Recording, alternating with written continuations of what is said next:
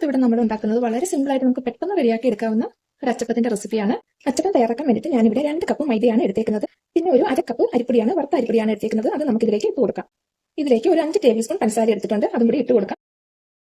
ഇനി ഇതിലേക്ക് നമുക്ക് കുറച്ച് ഉപ്പിട്ട് കൊടുക്കാം. ഇനി ഇതെല്ലാം കൂടി നന്നായിട്ട് നമുക്കൊന്ന് മിക്സ് ആക്കി കൊടുക്കാം. ഇനി ഇതിലേക്ക് നമുക്ക് ഒരു കോഴിമുട്ട ഒന്ന് പൊട്ടിച്ച് ഒഴിച്ചു കൊടുക്കാം.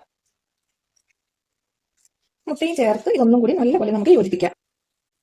അപ്പൊ ഇതിലേക്ക് നമ്മൾ തേങ്ങാപ്പാലാണ് ചേർത്ത് കൊടുക്കുന്നത്.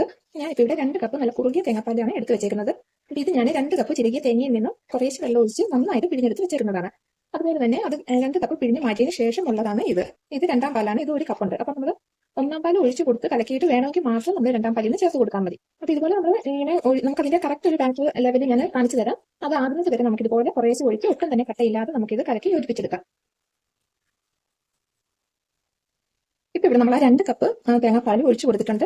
നമ്മുടെ ബാറ്റർ നമ്മൾ നല്ലപോലെ മിക്സ് ആക്കിയിട്ടുണ്ട്. അപ്പൊ ഇത് കുറച്ചും കൂടി ഒരു ലൂസ് വേണം. അപ്പൊ നമുക്ക് 2ാം പാലിൽ നിന്ന് കുറച്ചൊഴിച്ച് ഒന്ന് ലൂസാക്കി എടുക്കാം.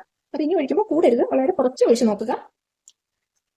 ഇപ്പൊ ഇവിടെ നമ്മുടെ അച്ചപ്പത്തിന്റെ ബാറ്റർ നമ്മൾ കറക്റ്റ് ആക്കി എടുത്തിട്ടുണ്ട്. നമ്മൾ 2ാം പാലിൽ നിന്ന് 1 കപ്പ് എടുത്ത് വെച്ചതിന് 1/4 കപ്പാണ് ഒഴിച്ചു കൊടുത്തേക്കുന്നത്.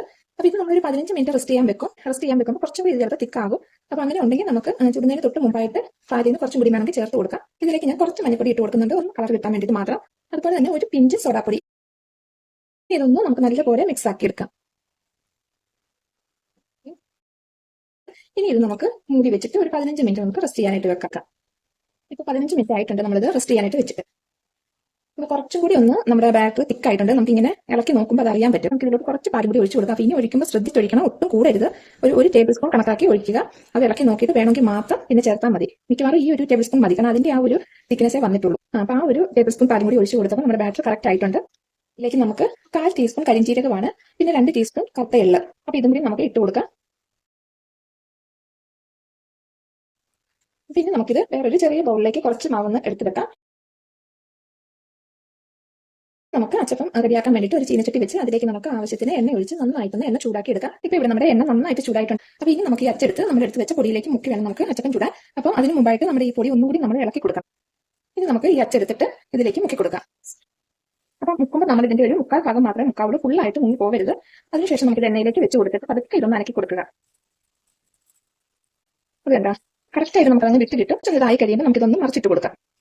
മറിച്ചിട്ട് ആ വശം ഒന്ന് മുറുകി കഴിയുമ്പോൾ വീണ്ടും നമുക്ക് ഇതുപോലെ തന്നെ മറിച്ചിട്ട് കൊടുക്കാം, കാരണം അടിഭാഗമാണ് കൂടുതൽ നമുക്ക് മുറുകി കിട്ടേണ്ടത്.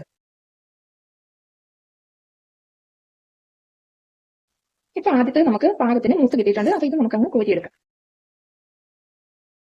അപ്പൊ ഇതുപോലെ നമുക്ക് ബാക്കിയിരിക്കുന്ന മുഴുവൻ ബാറ്ററും വെച്ച് അച്ചപ്പം റെഡിയാക്കി എടുക്കാം.